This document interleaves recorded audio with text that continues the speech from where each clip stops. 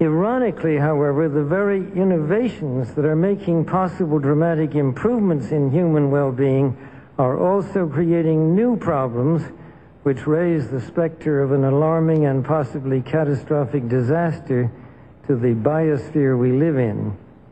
And herein lies the dilemma that we all face. Let me illustrate. Improved public health has caused the world's infant mortality rate to decline by 60% over the last 40 years.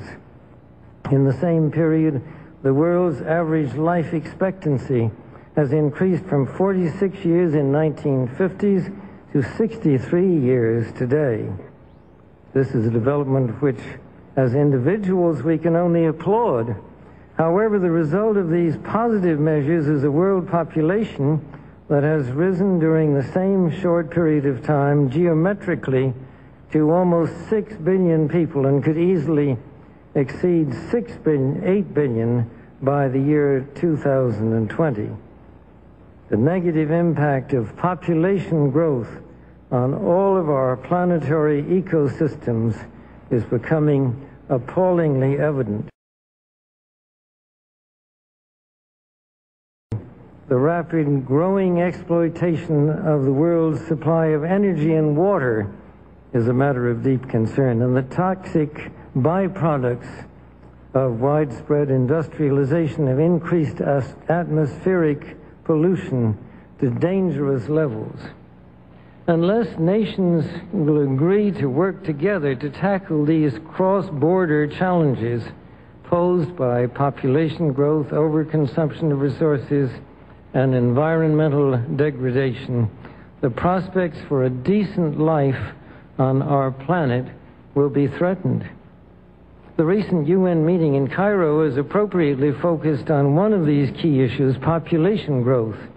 But the controversies which have erupted at the conference illustrate the problem of coming to grips with issues that are deeply divisive and which have a profound moral dimension. The United Nations can and should play an essential role in helping the world find a satisfactory way of stabilizing world population and stimulating economic development in a manner that is sensitive to religious and moral considerations. Economic growth is, of course, an inevitable corollary of a growing population and is essential to improve standards of living. But without careful coordination, unrestrained economic growth poses further threats to our environment. This was a major subject of discussion at the conference in Rio de Janeiro on the environment 2 years ago.